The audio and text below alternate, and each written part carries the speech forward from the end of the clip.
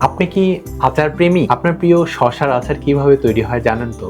চলুন দেখি ফ্যাক্টরির ভিতরে সেই দৃশ্য যা সাধারণত দেখানো হয় না। আসসালামু আলাইকুম। আজ আমরা যাব আচারের ফ্যাক্টরিতে। দেখব কিভাবে সাধারণ শসা থেকে তৈরি হয় সেই ক্রাঞ্চি, টেস্টি পিকলস যা আমাদের খাবারের স্বাদ বহুগুণ বাড়িয়ে দেয়।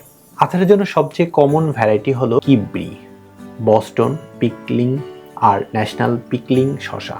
মেশিন ক্রমাগত শসা বড় কনভেয়র বেল্টে চালে সেখান থেকে প্রি সর্টিং স্টেশনে যায় মাটি বা পাথর বাদ দিতে। আচারের শসা সাধারণত সালাদ শসার চেয়ে ছোট, বেশি ক্রাঞ্চি আর পাতলা চামড়ার হয়। কৃষকরা এগুলো সাধারণত হাতে তোলে, কারণ এই নাজুক ফলের যত্নশীল হ্যান্ডলিং দরকার। শসাগুলো বাফার ট্রাকে পরিণত ডুব দেয়, ভাসতে থাকে ওয়াশ লাইনে যাওয়ার জন্য। হাই প্রেশার ওয়াটার জেট প্রতিটি কোণ থেকে স্প্রে করে কাদা আর ময়লা দূর করে। স্যানিটাইজিং ডিপ আসে একটা শ্যালো ট্যাঙ্ক থেকে Mount food safe cleaning solution দিয়ে। শসা ভাসার সময় ব্যাকটেরিয়া আর বাকি কীটনাশক দূর হয়। পরিষ্কার শসা কনভেয়র বেল্ট দিয়ে সর্টিং স্টেশনে যায়। কর্মীরা প্রতিটি শসা থেকে চেক করে কাঙ্ক্ষিত সাইজ, টপ নচ কোয়ালিটি আর কোনো ত্রুটি আছে কিনা।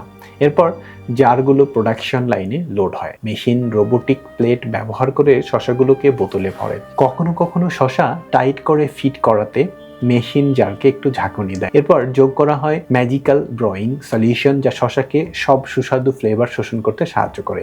ব্রাইন যোগ করার পর বোতল ক্যাপিং মেশিনের দিকে যায়, যেখানে ঢাকনা শক্ত করে পেঁচানো হয়। আচারের সলিউশন হলো ভিনেগার, পানি, লবণ, চিনি আর মশলার মিশ্রণ। ভিনেগার সেই টক ফ্লেভার দেয় আর লবণ শসাকে ফ্রেশ আর ক্র্যাঞ্চি রাখে।